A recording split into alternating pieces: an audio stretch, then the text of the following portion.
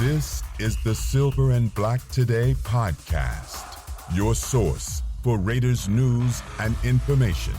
Now, here's your hosts, swaggering boisterously.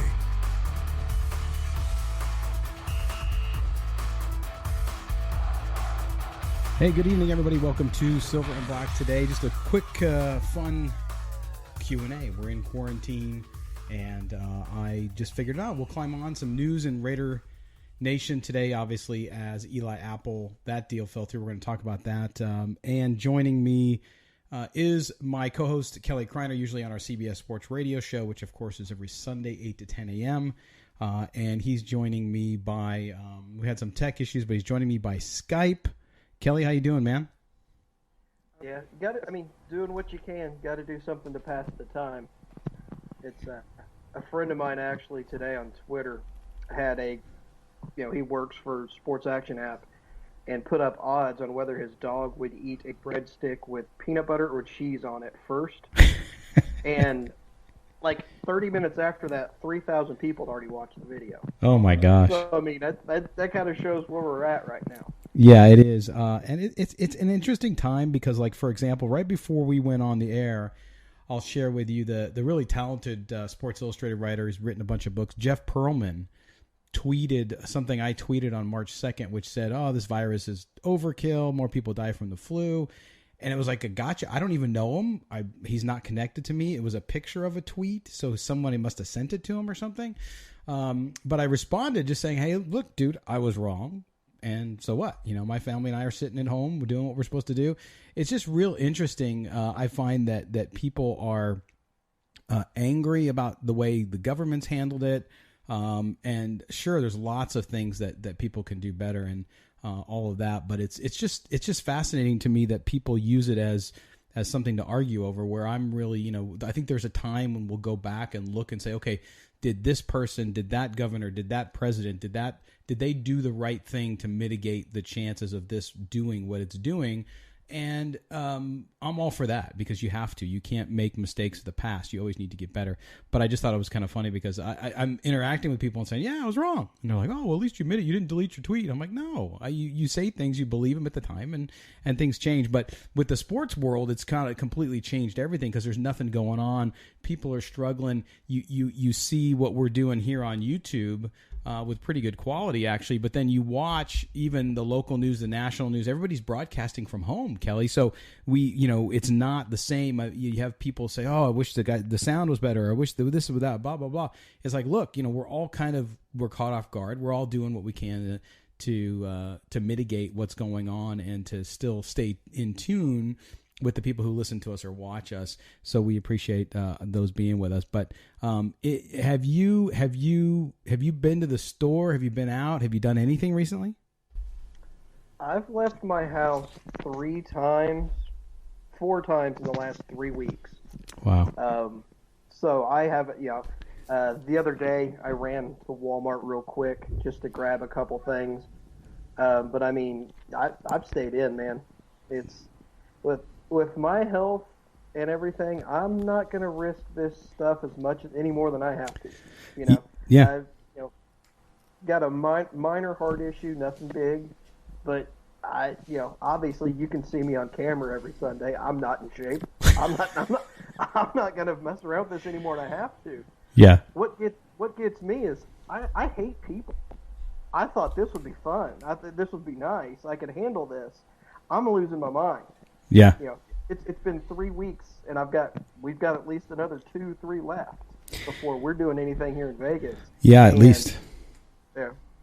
No, so, but that's the thing is it's until it starts to gain steam and you see what's happening, it's hard to kind of judge it.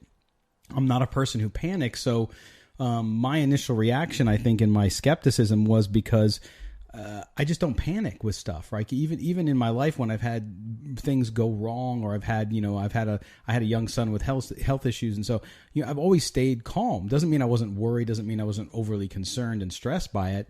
And so I think when there's those screaming at the beginning, and sometimes you have to listen to those people who say, hey, this is going to be bad. And then other times we hear so much, we're bombarded with information that sometimes you say to yourself, well, gosh, yeah, the last time I heard it was going to be the end of the world, and it was nothing.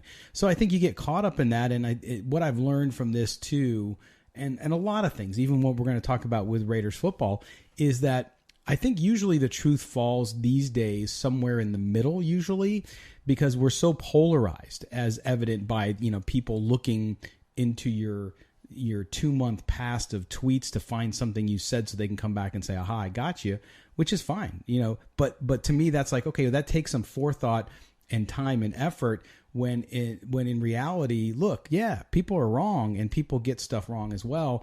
But that's why now looking at truth, I kind of say, okay, well, somebody says this is going to be horrible, it's going to kill the entire world. And I see people who say, this is nothing. It's probably somewhere in the middle, right? And we're seeing right now with this death rate spiking how bad it can be. And I think a lot of our leadership here in the state of Nevada, Governor Sisolak just issued another order for people to kind of saying, okay, again, stay at home. And we've been abiding by that. Like you, I haven't left. I've gone to the store a couple times, and I got kids at home, so we're always busy here. They're doing school still, so it's really interesting. But at least the one thing we've had to talk about a little bit, Kelly, has been Raiders football in the NFL, which they're now getting criticized over a little bit. And we're going to talk about that on Sunday with Spiro Dedes from CBS, who's going to be joining us along with Scott Bair and Evan Grote. So listen to that on Sunday from 8 to 10. But Kelly, I think today the news clearly, they re-signed Jordan Devey, which I think is a good move. You got to have depth on that offensive line. I thought he performed pretty dang good. And then today, though, the big surprise was, hey, that free agent deal that Eli Apple signed, he kind of didn't really sign it yet, and they didn't end up closing the deal. You don't usually see that a lot. A lot of Raider fans weren't happy, Kelly, with Eli Apple. They didn't think he was a big answer there. I thought he was an okay role player for them. He had some upside. Clearly, his career was not what people thought it was going to be. But were you surprised at all by what happened today there? I'm kind of surprised. You knew that there were going to be a few deals like this that were going to fall apart. I believe this is the fourth one, with the Michael Brockers kind of being the biggest one before the Apple one. I'm actually okay with this because I'm not a big Eli Apple guy. Now, $6 million for a third or fourth corner is not horrible when you got a veteran guy, but I mean, I would much rather look in the draft or maybe try to find a kind of a cheaper role player kind of to fill in there and use the cap space somewhere else. Now, what I don't know, because I don't know if this was factored into the cap space they already had because the deal wasn't finished, but they had thrown that $6 million number out there. Well, if you're not signing Eli Apple, if you knew that, the massive deal was $8 million a year. There's $14 million. If you cut Gabe Jackson, that'd be 24. That's more than enough to go after a Yannick Ngakoue or somebody else. So I'm wondering how much this would have changed your thinking on anything that this may not. Oh, we got Kelly freezing. Oh, there you are. You froze on me for a minute, but yeah, no, you're right. You're right. How did it change? Did it perhaps kill another deal that they would have done had they not done the Eli Apple deal, or at least had pegged the money towards it? So I think for folks looking at that, and we just wrote a story up. I wrote a story up on the website about 3 cornerbacks. I think the Raiders would be fine taking at number 19 in the draft. We'll talk a little bit about that. But to me, that was a position of need, clearly, as is safety, right? Linebacker, do they need more depth at linebacker? Sure they do, but I think they did a pretty good job of addressing that in free agency, and with Corey Littleton and Kwiatkowski. So I think that from that standpoint, they're in a better place. Now, cornerback, you take another step back, which to me now even points that, well, unless something crazy goes on, that taking a cornerback in the first round, because they don't have a second round pick, is maybe more realistic now, unless they go out and do something else and trade the trade market. The NFL is doing a lot more trades than it used to. But with that, Kelly, we looked at those cornerbacks, and you're quoted in my story because I texted you about it when I was writing it. And you look at the 3 guys, C.J. Henderson, of course, who we've always heard about, Christian Fulton, and then Diggs from Alabama. When you look at those guys, I think taking a cornerback at number 19 with those talent, if any one of those 3 guys are available, which they 2 of them should be, I think, makes a lot of sense now, especially in light of this Apple news, correct? Oh yeah, definitely. And I don't think all three of those guys will be there, but I mean it wouldn't shock me that much because C.J. Henderson is allergic to tackling, so that's going to have him fall down some of the boards. Now he's an athletic freak. I mean he's a perfect guy to have, as a corner. But yeah, he just doesn't want to tackle. Fulton will be there, Diggs will be there, and even Jeff Gladney out of TCU is another guy. He's probably into the first round kind of range, so he's going to be in there too. Yep. Mayock and Gruden may look at that and see his skills is in there. So I mean, you've got some talent, and with the Eli Apple, you have 3 third-round picks. I'm working on something that I'm going to be sending you about draft targets at each position in each round, and Bryce Hall as a possible third-round pick to me. I had him as a first-round guy last year. He's probably going to be available there for the third round because he got injured, because everybody's not going to have a good shot to get his medical. I'm definitely throwing one of those third-round picks for Bryce Hall.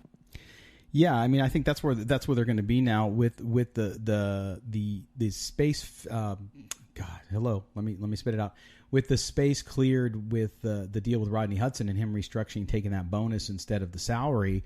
And now with the Apple deal by the wayside, they do have the money there. But then again, Kelly, they do have those needs. They have the needs, and they still have a lot of them. It's not this team has improved vastly. Don't get me wrong, especially on defense. But they still need to fill in the roles. In the NFL, you have attrition. You need depth.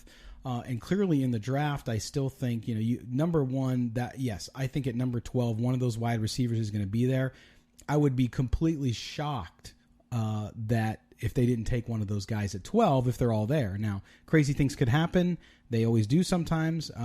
But for me, it's clearly cornerback, safety that's going to be there in the first round. And then if they don't trade into the second round, you're right, there'll still be some guys left in the third. It doesn't mean that they don't have the ability to go get talent. Is there anybody left in free agency, though, to address those needs that you see as, hey, maybe as a prove it type guy, as a guy that might not be guaranteed a starter, but somebody you might want to take a flyer on?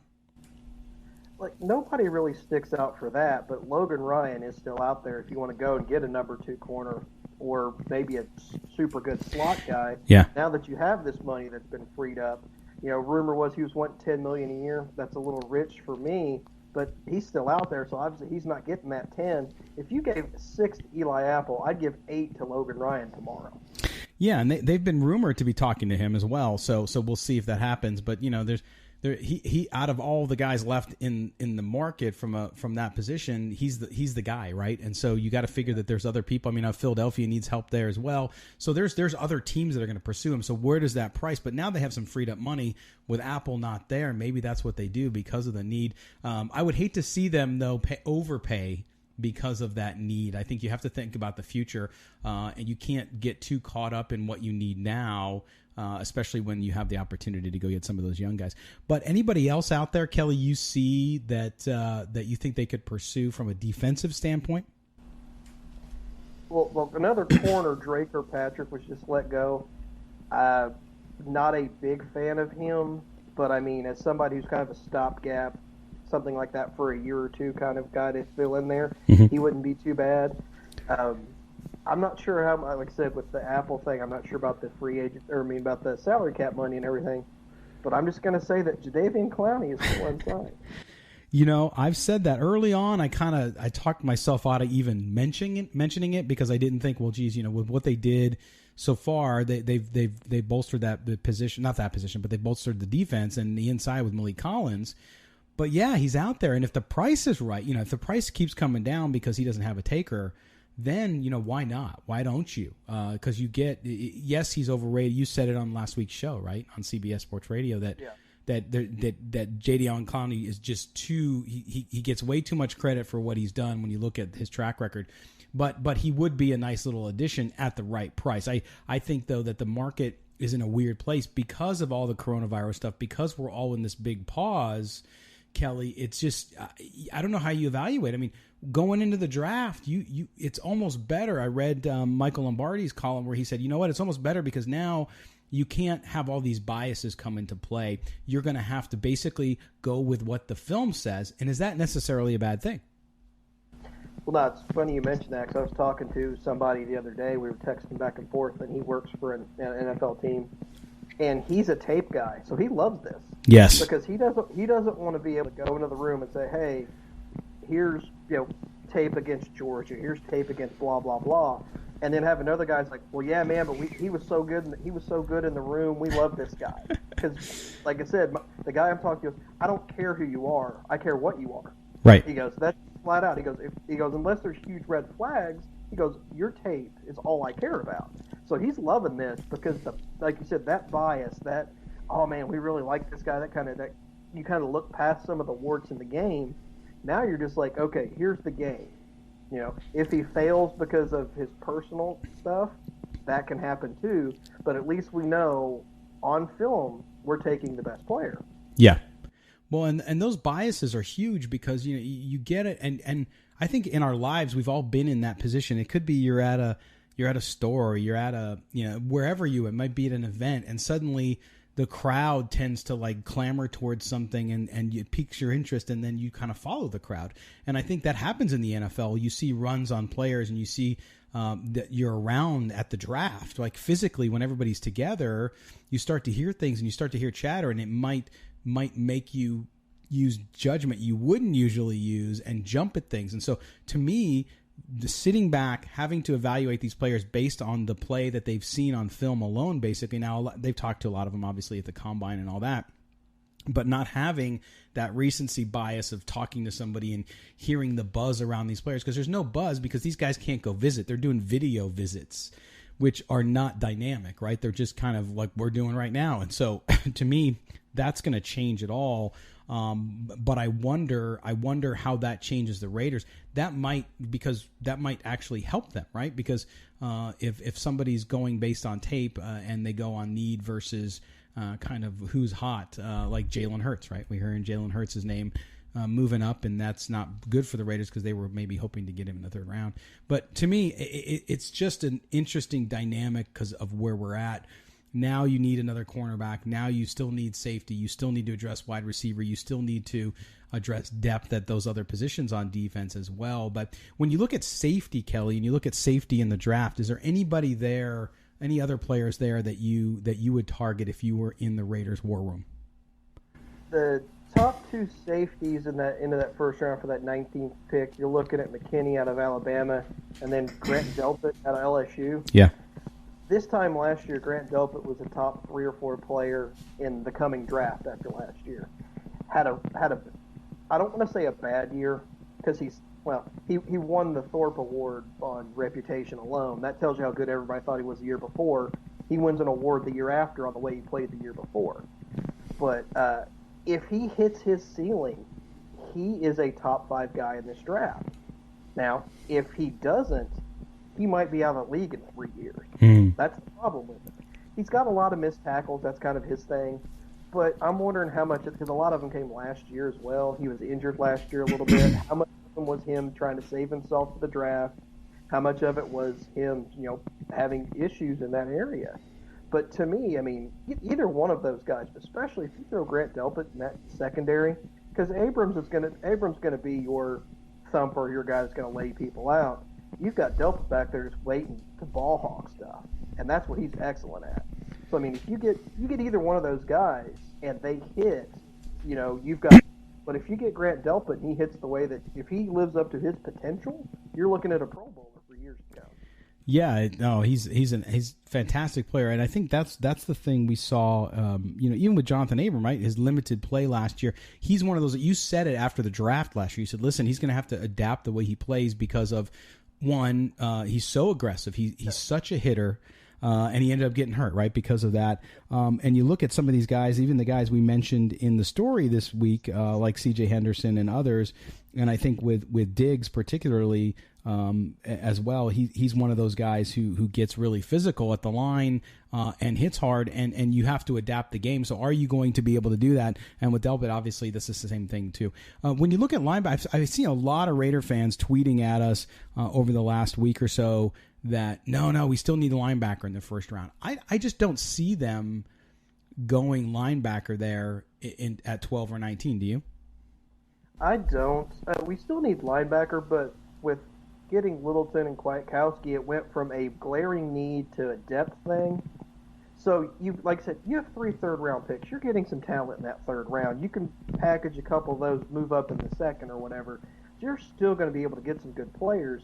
I don't think linebacker is at the point to where you have to go after somebody in the first round because we've covered the 2. You've got 2, and that's 2 more than we had last year. So that's a great start. With the defensive stuff that gets ran, that's kind of all you really need. You can find some people to kind of fill in for everything else. I'm not going after a linebacker with 12 or 19 unless for some reason Isaiah Simmons decides to rob a bank or a liquor store in the next 3 weeks, and he's there at 12. Yeah, that's so true. Let's look for some questions here on YouTube. Some people saying they can't hear you, so we're going to adjust your audio as much as we can. We got them pumped all the way up, folks.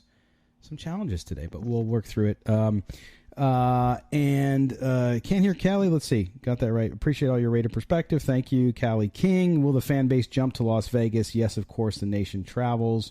Yeah, I mean, that's the other thing, too, is all of this stuff going on with the coronavirus. And first of all, we hope you all are keeping safe and your families are well. Is the Raiders move to Las Vegas? It's kind of like a wet blanket a little bit. The stadium construction continues, which is great. So does the headquarters out there. But with the draft being moved from Las Vegas, we're hearing now this week there were reports that the draft will come back to Las Vegas in 2022. I don't understand. Because of the extraordinary circumstances, wouldn't you think you just move everything a year later? Doesn't that make more sense? Well, didn't they already have 2021 given to somebody? Yeah, well, they did, but they also had 2020 given here. So it's like, why not just move everybody a year later? Yeah, but that's the thing, though. I mean, if they hadn't already thrown that out there, they obviously would have done that. But now you're like, well, we're going to move Green Bay back. You can't. I tell you what, if it had been some other franchise besides Green Bay, maybe they may have moved them. Yeah. But Green Bay's that one thing in the NFL. It's I'm an owner of the Green Bay Packers. I own stock in that company. Yeah. It's that one team that's got so much history and everything. They're the one you're not going to push to the side for Las Vegas. Now, if it'd been Indianapolis or been Arizona, something like that, it wouldn't shock me one bit. If they're like, yeah, we're just going to bump you guys back. Sorry, but this happened.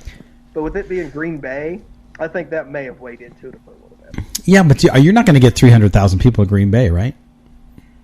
No, but I don't think the NFL, to be honest with you, I don't think the NFL really cares about that as much as everybody else does. Because, yeah, it looks cool to say that on TV, we had all these people out here. But the NFL is really not they're making their money on the TV, they're making money on everything else. So for them, I don't think those numbers matter to them as much as everybody else thinks it does. Yeah, no, that's true. And clearly, if you're in a big metropolitan area, you're going to have more people anyway.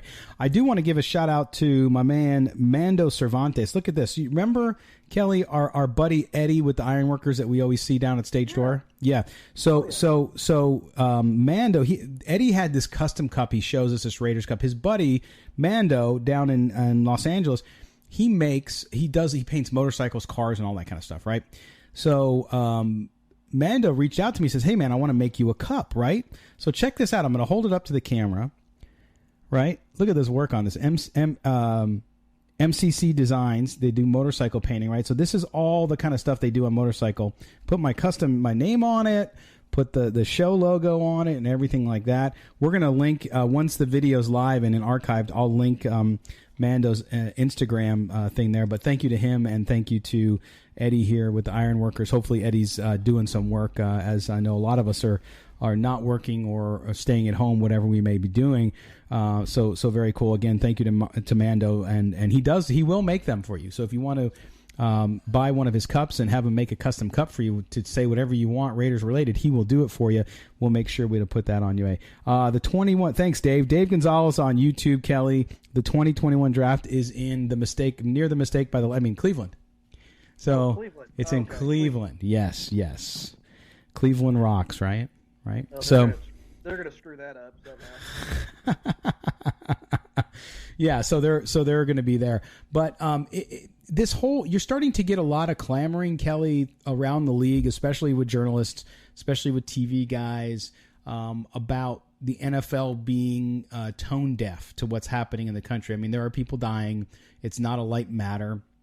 and everybody's stuck at home. It's an extraordinary time, and the NFL continues to work, and so I have a mixed feeling about it, and it's not just selfish reasons because of what we do, but to me, there are a lot of businesses that are operating remotely. Okay, so there are businesses like the business you're in and others that are retail focused, and you're closed. You can't be open.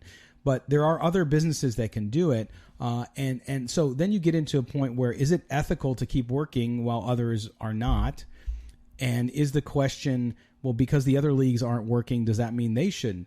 Where do you stand on that? What do you see their point a little bit? And if you were in charge of the NFL, would you be doing the draft in April, or would you maybe delay it? What people need to realize, average people look at sports as a sport. It's an entertainment. It's a business. And like you said, all these other companies are doing all these things remotely. The NFL can do all of this stuff remotely. They can still pull this stuff off without having to have everybody at the draft, without having to have everybody there. You don't need 35 people in your war room at your draft for your team. You can have 4 or 5 guys sitting around a conference table. You can have 4 or 5 guys doing a Skype thing like this. Right. So there are things that you can do to still be doing this. And if you think the NBA, you think they just gave up and none of the NBA people are working? No, they're doing all this stuff behind the scenes. They're trying to figure out how to finish their season. This is just the draft they're talking about where no one has to be there. They're trying to figure out a way to shuttle all of these people. And I mean, and I get that because there's a lot of money and there's billions of dollars involved in this stuff. The one thing I heard that I thought would be funny to see, they were talking about having one city host the NBA season. Yes. Basically, and Vegas was brought up there. Yes. Because we've got T-Mobile, we've had games in Grand Garden Arena, we've got college championships in the Orleans and the Thomas and Mack. You could legitimately have 4 or 5 NBA games going on at any time in this town. I don't think that's a good idea. I mean, it is what it is. I don't think that'd be a good idea long term. But, if you really want to finish that season, that's a possibility. What the NBA is doing is no different than the NFL right now. It's no different than the NHL, who's still trying to get a season going, except for Toronto basically shut that down. Well, and that's my point too. Is look, I'm as concerned as the next person about our country, about the people in it, about getting sick. I have a big family, right? So we're all concerned. And I think that, and I'm still working at home every day. So I don't know what the expectation is. Is it realistic to think, some people, again, in times of crises, I'm just not somebody who goes to extremes. I don't say, oh, well, geez, they're not going to play college football this year, like Kirk Herbstreit said, right? Now, do I think he's completely wrong? No. Do I think maybe they have to delay the start of the season and change the way things are done? Especially, are you going to have 80,000 people in a stadium come the end of August? I don't think so, but you don't know. We just don't know enough now.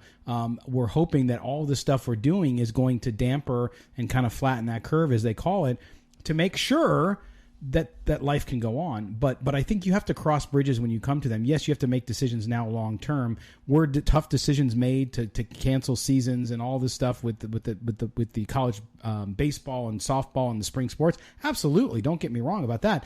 But at the same time, I think you have to work. Those businesses are continuing to operate. Whether or not they kick off the first week of September or not may be in question. They might have to delay the depending on what happens. They might have to delay the season by a certain amount of time. But to me, I don't understand what people want. They want everything to shut down and no business to occur. There's already a lot of businesses shut down. There's already a lot of businesses that are going to go out of business by no one's fault. I mean, we're all trying to be safe and make sure we protect one another. But I don't see any point in being overly critical about the NFL. Is the NFL tone deaf to what's happening in the country? I don't know. Are NFL teams and their communities, pardon me, doing things to help out? I think they are. And so I don't know what people's expectation of the league is. If this happened during the NFL season and they had a response like the NBA, I don't know that we'd be having the discussion. Yeah, it's funny you bring up college football. I was texting with a friend of mine who is a booster for a decent college football team in a very popular conference. And a big-time booster gives a lot of money to the school. He does not think we will have college football at all this year. Oh, really? He honestly believes that there will not be a season. Wow. Well, and what's interesting about that, though, so let's think about that. Again, you have to put human lives above money. There's no doubt about that. The value of human life is not measurable. But at the same time, look at what that does to those schools. So since we're in Las Vegas, I'll use UNLV, who's a mid-major, has been a terrible football program. So this year they have 3 out-of-conference games, 2 against big opponents, right? Against Cal, Pac-12, and then against Arizona State out of the Pac-12 as well. And so those 2 games alone are where they're going to make money.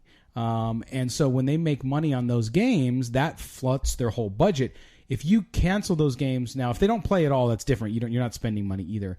But if you delay the season, let's say, and you cancel out of conference games and you just move it to a conference schedule where you start in mid-September or whatever, end of September, and it goes later into the winter, you lose all that revenue. And in some ways, it would be better for them to cancel the whole season versus canceling those big money games where a lot of those lower level schools, not Power 5 schools, but the others, make all their money. Well, yeah, but on the other side of that, I mean, your expenditures and your costs for college athletes are already kind of locked in with coaches' salaries and athletic scholarships. So whether you play those games or not, you're still putting out that money for stuff like that.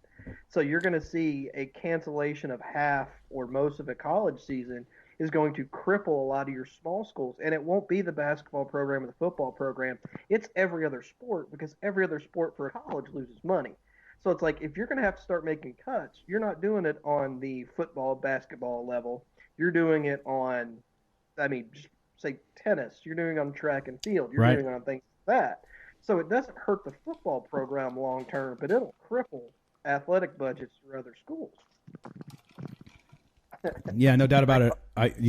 It's one of those deals where we're in such uncharted territory. I mean, the last time that we've had anything close to this was, of course, World War II, right? When they did cancel a lot of and it was the right thing to do. I mean, the world was at war, so we might end up seeing that. I think the NFL, the NBA, NHL, all those teams, their seasons, I think we're going to know, this order for us, and now the United States government saying, look, now we need to wait till the end of April to see where we're at to assess what things might look like. Can we open things again in May? A lot of experts are saying June, July. So if that's the case, then you can't see the NBA or hockey picking up their season in July. At that point, you kind of maybe just say, okay, well, geez, we're going to start in 45, 50 days anyway, so we might as well just bag it and move on to the next season. But at some point, they're going to want to get back, whether that's with limited spectators or if that's a later season, a shortened season like baseball wants to do, then we'll see what happens. But with football, if NFL football is moved and canceled, that'll be a huge economic impact too on the entertainment industry overall, including television, which is already reeling because they've lost advertisers because nobody's advertising. There's no new programming, not only in sports but entertainment as well. So it's just a whole mixed bag, and to see how it's going to impact the NFL, impact the Raiders, will be fascinating, and we'll keep an eye on it, Kelly. But what else? I mean, man, what else you've been up to? I'm looking at questions here. People putting down their area codes to tell us where they're from. 813 Tampa, 916, which is up North California, if I remember correctly. 209, which is the Central Valley. Somebody likes not hearing you well. Other people want to hear you more. Well, that's what I was going to say. The person that said they couldn't hear me, were they glad or were they complaining? Because, I mean, that's a 50-50 shot there. We all know we know I've got my fans, but there are a few people out there don't like me. We're all in that boat, man. It's okay. It works fine for us. But, yeah, I mean, it's football, I think, gives people a respite, and I think the psychology of what's happening right now for people, I've been watching a lot of Game Pass, going back and watching Raiders players individually so I can speak better about them. I mean, we watch the games clearly every week during the season, but once we get past a game, we kind of move on to the next one. To go back and watch some of these games, watch Derek Carr, for example, and watch what he did last year, and some of the criticisms he got unfairly and some that were fair, and kind of understanding that better. Also looking at the offensive line. I've been watching the offensive line a lot to see how those pieces will fit together, and how that'll continue to grow has been fascinating. But man, it's hard because you're jonesing. I mean, I feel bad for the rest of the folks, and you see it, the rest of the folks in sports radio, in sports talk, on ESPN. I mean, what do you do? There's only so much you can make up. I mean, even the most creative people are coming up with great stuff, but it can only last for so long. And I wonder too, Kelly, is there danger for the world of sports that some people without it now realize that they probably don't need it as much as they thought they would? No, because everybody, even the casual fan, realizes how much even having that small conversation at work between coworkers, you don't have any. It's like a glue for society. Even if you're not into sports, you're going to have a sports conversation with somebody, or all those people that you didn't like because they're into sports. Now they're talking to you. So now it's like, I have nothing in common with this person. They have nobody to talk to. Now they're talking to me. But the biggest thing, like, I never even thought about this until, like I said, I was talking to my friend that's, if there's no college football season, I've been betting on sports for 25 years. Yeah. This would be the first year where I don't have something to gamble on. Now, I've bet on a few, like, some table tennis and stuff just for fun because I'm stuck in my house. Now, I don't have to gamble. I don't have like a need to go out and gamble on stuff if I can leave my house and do stuff. But it's a little extra income for me every with college football. Sure. It's like I've come to kind of just expect that's my ancillary income for dinners, cigars, stuff like that. It's like I don't know what I'm going to do for 4 or 5 months if I'm not watching 8 hours of football games a day. Right, but Kelly, you also love college football too. I mean, you watch it, and how does that? If you have no go ahead. So yeah, that's my point. That fills out for at least 5 hours every single day of the week for 4 months. So from what I tape for, like, that's for 4 months. That's what I do. Yeah, it's like a second job. So it's like, yeah, I lost my first job, and now I've lost my second one. Like, what the hell am I going to do to fill my time? Yeah, no, I get that. And not only that, but the impact on the pro game, Kelly. If there's no college football, so if you're a kid if you're Trevor Lawrence, what do you do? What do you do? I mean, Trevor Lawrence is Trevor Lawrence, but if you're a kid, a lot of these kids who have good senior years or good junior years that work their way up and then suddenly become hot draft property, they don't have the opportunity to do that. And the kids, even like Trevor Lawrence, who now were on the shelf, and you can tell me they work out, but it doesn't matter. It's nothing's like game experience. How does that impact the NFL draft and how teams are going to evaluate those kids that they're going to, and how do you select the draft order? Do you stick with the year before that and just say, okay, we're just repeating the same thing over and over again? Is that a fair, equitable way to do it? Well, that was going to be the thing I was going to bring up. If they don't, like, I don't see any possible way they don't have at least a abbreviated NFL season. But say it gets wiped out and they say, well, we have to keep next year's draft order. One of the worst franchises in the history of the NFL was just gifted the first round pick when you have, like, say they take Joe Burrow this year and you get the first round pick next year. Yeah. Do you have any idea what that first round pick would be worth next year with no college season? Because you can't really evaluate anybody, but everybody wants Lawrence. Yeah. Well, that would be the most valuable first round pick, in my opinion, in the history of the draft if there was no season, because you know what you have enough with Lawrence to where you can take him number one and you feel safe. Right. You can't say that about any other player in the college football right now. No, but to me, that's why, Kelly, if and again, let's hope we never even get to this point, but I think, it's not out of the realm of possibility, so it's worth talking about.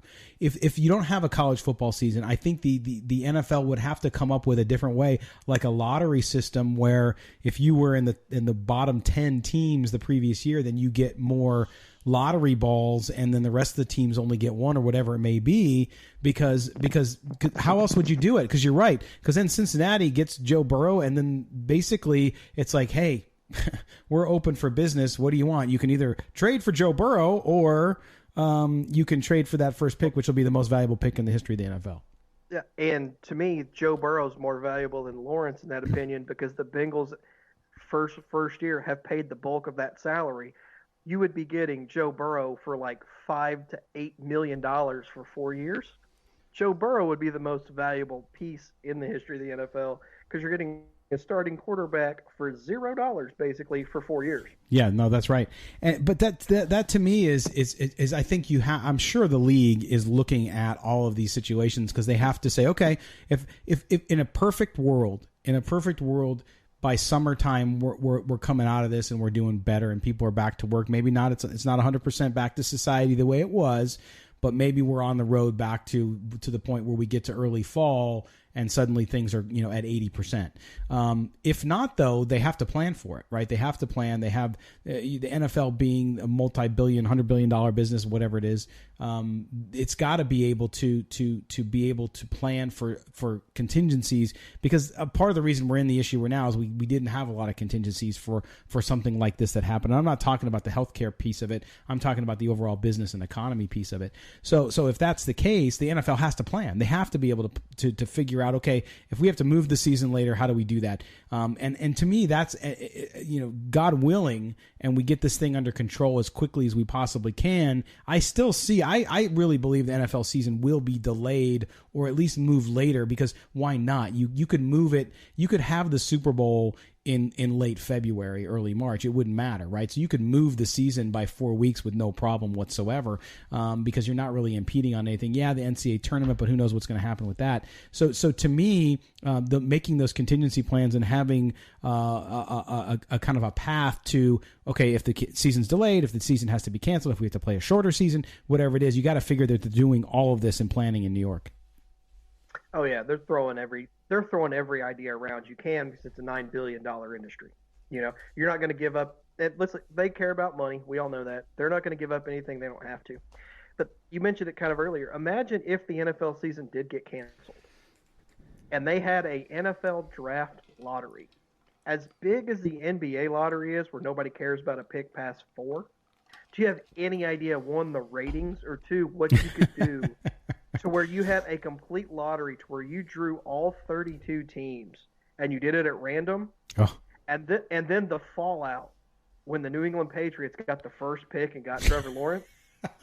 People would literally burn stuff to the ground because they would know the fix was in. It would be talked about like the grassy knoll, man, when it comes to conspiracies.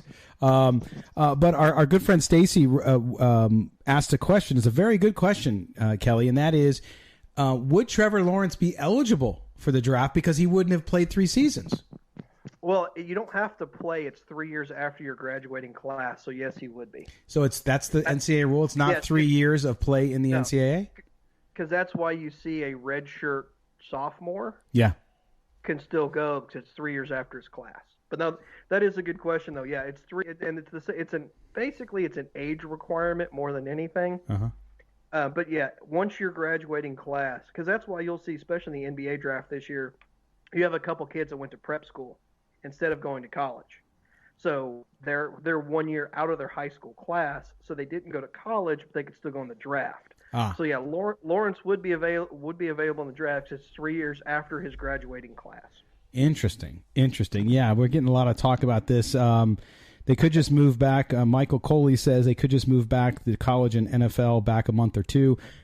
And that's my point. I think that if we get on top of this thing, and again, I'm an optimist, so I think we will. If we get on top of this thing enough to where people are doing better and we're not as concerned with it spreading as fast as it was, then perhaps, yeah. So then perhaps instead of starting the NFL season, Kelly, September 6th, you're starting it October 6th. And again, you have the Super Bowl in late February. It's not like, I think, where is it? Atlanta this year, right?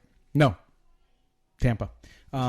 So if it's in Tampa, Tampa weather is great anyway. It doesn't matter what time of the year it is. Yeah. So to move it later wouldn't really matter. And you might, I could also see, even though they just passed the CBA with the longer season and more playoffs and that, I could see them shaving off definitely preseason games and all that kind of stuff. But it's going to be interesting, especially with the workout stuff, man. OTAs aren't going to happen, clearly.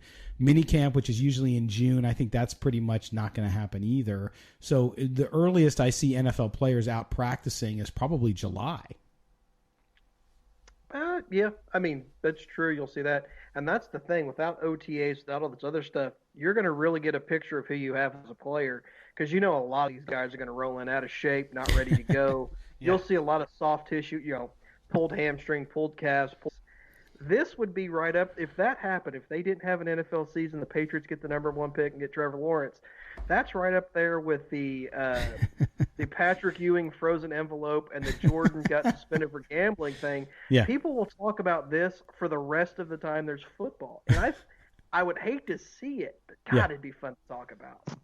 Yeah, I don't know, though. I don't think, the folks watching don't think that it would be fun to talk about because obviously the history with the Patriots and the Tuck rule and all that kind of stuff, people get a little sensitive about that, and I understand that. And plus, I think the Patriots, now that Brady's gone from the Patriots, everybody kind of wants the Patriots to go away, which I don't think is going to happen. They always seem to pull some magic off somehow.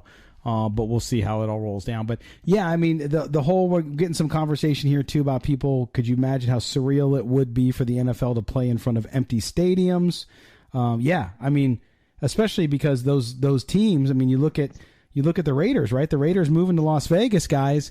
It's about revenue stream. They have a new stadium. They have all these PSLs that they sold. They have all this other streams coming in from sponsors and all that stuff. That's what every NFL team survives on locally outside of the TV money, and that's what puts them into the different stratosphere when it comes to being able to spend money and be economically viable as well. So to me, Kelly, to play in front of empty stadiums, I guess they would do it if they had to. But my guess is they'll come up with some other mitigation factor, or they'll just wait. Again, delay 4 or 6 weeks so that you can play in front of people instead. If that's what the difference is, then I think that's what they do. The Chargers have been playing in an empty stadium for years. No one cares. I was waiting for that one. That was good. That was very good. You knew it was coming, didn't you? I knew. I knew it was coming, and I wanted to be your setup. I wanted to be your straight man there. But can't be worse than comedians doing stand-up to no audience. At least players could play games. That's true. That's true, my man. I think that's AJ, our good friend AJ. Yep, I agree, and because you're a stand-up comedian. Man, I don't know how you do it, AJ. If you got standing up there, is there anything more ballsy than doing stand-up comedy? Kelly? I don't, but I have a friend that tried it a couple times back home, and just the pain and stuff of him doing that. See, here's the thing. I would like to do something like that. But I have to work, like I'm the number 2 guy in a comedy routine. I play it like when you and Chaz say something stupid, which you do all the time. Thank you. I'm hitting that out of the park on that. I need somebody to work off with, so stand-up comedy wouldn't work for me. Right. You need the straight man. Yeah, but the only thing worse than a stand-up comedian doing something in front of 0 people is a quiet audience. Quiet, yeah. Because if you see people looking at you and you get no response, that's worse than just getting no response whatsoever. Yeah, no, that's absolutely true. And I've been tempted to do it. Right where you and I live very close to each other on the southwest side of Las Vegas, and we're right near the South Point. And at South Point, they have that dirty 12:30, that kind of stand-up comedy. Yeah. Which they book people into, but they also sometimes have open mic. And I've been tempted to do that and just like, oh, what the hell? Okay, people hate me.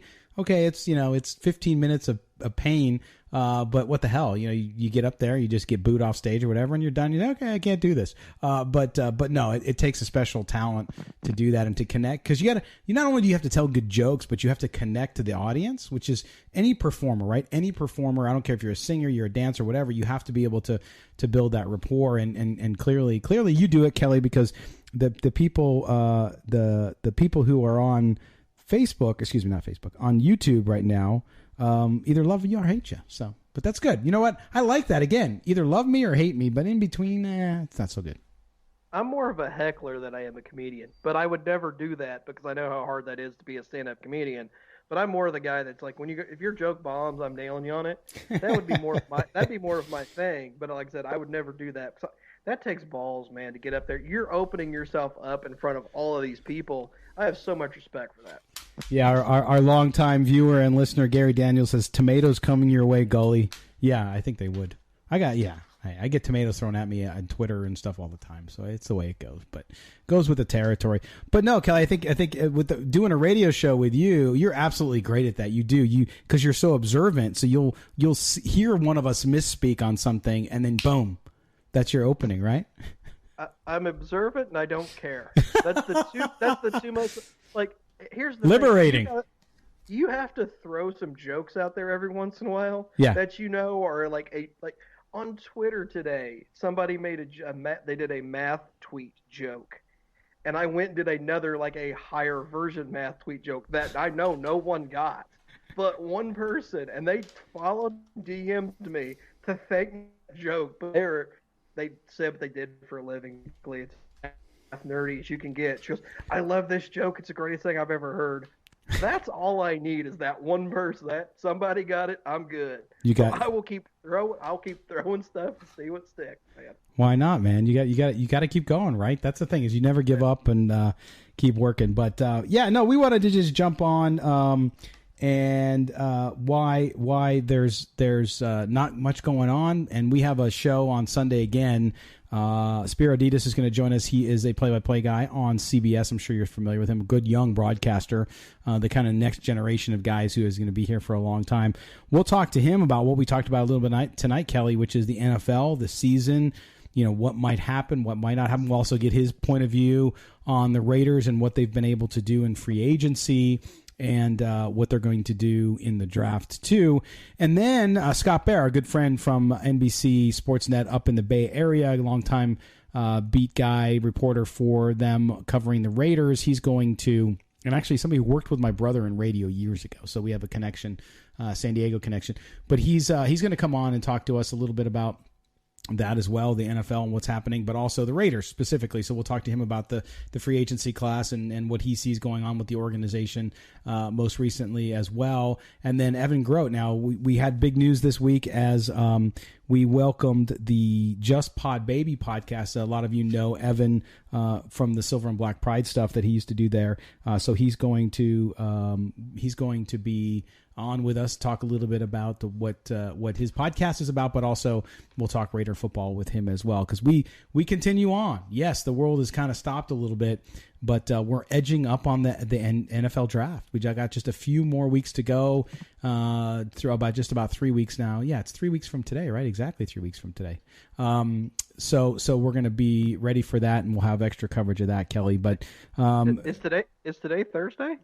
Today's Thursday. I know. I had to ask myself that today. I know. Honestly, I just found that out. I thought it was Wednesday. Yes. Okay. So yes. I need to fix something that I set up for tomorrow. No, I was actually on a business conference call earlier today, and the gal I was on with, so how you doing? I say, you getting ready for the weekend? And I'm like, yeah, man, I can't believe it's only Wednesday. And she's like, it's Thursday. I said, oh, okay, it's Thursday. So I'm in the same boat, man. We're losing track of everything. And then I always have to forget. I love the tweets I'm seeing that people are saying it's March 33rd, which I find hysterical, because it does. That end of March, the last 2 weeks of March, we were all cooped up in all this danger around us with this terrible disease, and it did. It seems like it's still March. It seems like we haven't left that time period, and so the fact that we're into April, it doesn't matter. They've canceled school in California. They didn't do that when I was a kid. It's a bummer. Out here, I mean, it's like basically the 7th. I think it was the 17th was when they shut everything down out here, and everybody's complaining about how long March was. It's like, guess how long April's going to be? It's going to feel 10 times worse than that, because you knocked out 2 weeks of March before this stuff happened. What's May going to be? Yeah. Even if it's just 2 weeks into May, after 6 weeks of everything else, that's going to be the longest 2 weeks of your life. Well, and then we're also seeing some talk. You got to look at all the scenarios. You're seeing some talk that, well, isolation could last through May. I'm like, wow. Can you imagine 2.5 months of basically being home, maybe going once a week? One of you, well, there's only one of you in your house. In my house, one of us going to the grocery store very quickly to grab some stuff, and that's it. Although now I'm trying to get everything delivered. But can you imagine being stuck? It's crazy. But I'll tell you what, man, this country, I think Americans overall, and I don't care what political views you have, I'm talking about us as Americans all together. You know what? We're kind of mutts, to go back to Stripes, and we're dogs, man. We persevere. So I think we're going to get through it just fine. And we're going to keep talking Raiders football. Whenever stuff comes up, we'll pop on. We'll do videos like this, and of course, we roll on with the show. We have to broadcast from our houses, which is very interesting, right, Kelly? But it's kind of cool because you know me, I'd be in the studio at 5:30 in the morning on Sundays for an 8:00 show. Now I can roll out of bed at like 7, brush my teeth, get a cup of coffee, put on a hat, and get on the air. So it's not all bad, but we certainly are excited. And we're going to start doing that, Kelly. We'll start doing some maybe draft preview stuff as we move forward because draft content's going to be a little bit harder to come by. We'll do some on the show, of course, but then maybe we'll do some more extra podcasts and some videos for you as well. And we'll get we had a little issue on my end with Kelly's Skype tonight. We will correct that. It will be better next time. So stick with us on that. Kelly, what's on tap for the rest of the night, Kelly? Actually, I have absolutely planned. I do have a pile of dishes that need to be done, but that's not exactly 100% necessary. But it's funny, man. My house looks like a frat. If the beer bottles were beer bottles, my house right now looks like a frat house on a Sunday morning. I've got water bottles all over my house. There's the pile of that I'm doing right now. There's a load in right now. A bunch of dirty dishes. I mean, it looks like I've had a party here, and no one's felt the need to clean up much. You know, it's like. But is there pizza boxes though? Pizza boxes. There's one more in front of me. That's for 2 days. Pizza. I mean, that's what I remember about college, right? Beer bottles and pizza boxes, man. That was like, and then maybe here and there you'd find like a bag of chips. Oh yeah, it's one of those things. Like, I'm the kind of person I need a deadline to do something, and it's like I set my alarm to go off Saturday morning, just for the radio show. Besides that, I have nothing to do. So it's like I just go to bed whenever I'm tired, wake up whenever I wake up. It's like I have nothing to do, nothing planned. It's like I said, I thought today was Wednesday. I made plans to meet somebody on Thursday. I'm pretty sure that. Well, obviously all the stuff going on. I didn't hear anything back, so obviously they just figured it was done. But yeah, I was expecting to go see somebody tomorrow, and not realizing, yeah, today's Thursday. Too much. Well, maybe what I'll do is I'll drive over to your place and I'll just stand across the street and yell insults at you. That'll work, right? It's actually funny because my house, I've got a second floor balcony that I smoke cigars on. Oh. I've talked to my neighbors more in the last 2 weeks than I have the 5 years I've lived in this house because everybody's just kind of staying on their porch because they have nowhere to go. So we're just kind of yelling at each other across the street all day. Yeah. It's actually nice to get to know everybody. It is. And in Las Vegas, that's the one thing that is very different here, which is because you have 3 shifts, I've had them in both times I've lived here. You have neighbors that you sometimes never see. And if you do see them, they might be coming home from work after working all night. You're going to work in the morning, and they just pull in their garage because they're going to bed. And so you don't get to see them at all very often, and so you don't get to know them. But that's very true. I'm starting to see my kids, and of course we're not letting them play with it because we're supposed to keep the whole distancing thing. These kids that live down at the end of our block suddenly are showing up at our house to play with our kids, and the kids never thought there was anybody else on our block because the other kids moved away.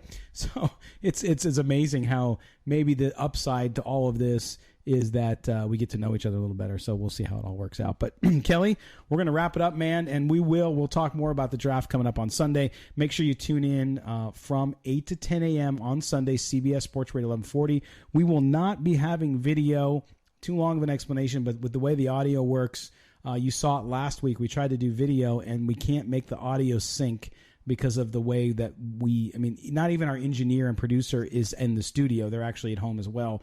Because of that, there's no way to sync the audio correctly. So we can't do live video like you guys have accustomed to. So if you're watching us here on YouTube, I'm sorry about that. We will post the show audio version on YouTube. But what we do want you to do is go get the radio.com app. It's free for Android or iPhone. You can listen to us live on audio. And then, of course, we publish the show later in the day, within an hour or so if the show ends. We post that to our podcast feed, so you'll be able to do that. So go subscribe to the podcast there so you don't miss it, or listen to us on radio.com on the app, CBS Sports Radio 1140. Just search that. You'll find us.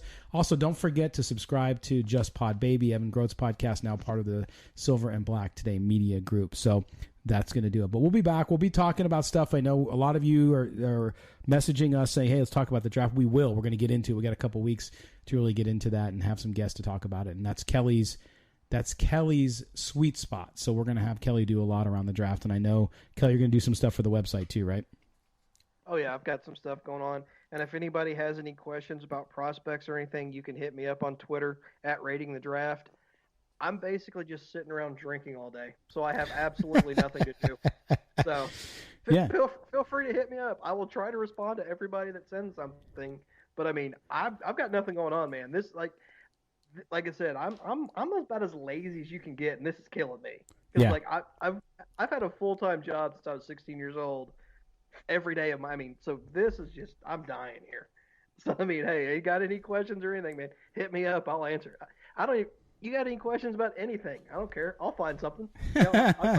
I'll give you my opinion. I'll Google some stuff. I don't care. Yeah, you're pretty good about that. I never. It's never a question of where Kelly stands on something, especially when you're talking about football players or the draft and whatnot. So yeah, hit him up at Rating Draft.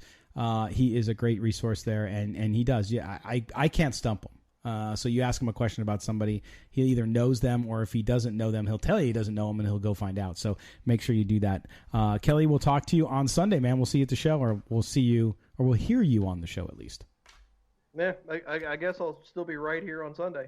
Exactly. Got the cushy spot in the living room over here. That's right. I want to thank you guys for joining us here as we get through this isolation, this quarantine with you. We, again, appreciate you and all the support you've shown the show over the last 3 years. We actually are going to be, Sunday will be our 100th live episode on CBS Sports Radio, so a little bit of a milestone there for us. 103 weeks. We had a couple, due to time off, we had a couple of recorded shows and best of shows, but this will be our 100th live show, so we appreciate you being with us on SundayRadio.com app or CBS Sports Radio 1140 here in town. And again, subscribe here on the channel. Hit the subscription button down below. Don't forget to hit notifications and all that way, because subscription is great, but it doesn't actually mean that much, because if you don't get the notifications, you won't know when we go live. So make sure you do that as well. So appreciate you guys. We will talk to you Sunday. Great show. Make sure you tune in. If you haven't tuned into the show before, do so. And we'll see you here on video again. We'll probably do at least one video per week as news warrants, and maybe we'll do a special draft video where we're all in the same room wearing surgical masks. We'll figure it out. But I'll appreciate all your support. As always, check out silverandblacktoday.com. Follow us at silverblack, the number 2 day on Twitter. I am at LVGully, LVGULLY on Twitter as well. We appreciate you guys being with us. And as we always say when we part you, may the autumn wind always be at your back, but at least now make sure it's only in your backyard. So stay safe, everybody. Hope you and your family are doing well. We'll talk to you next time.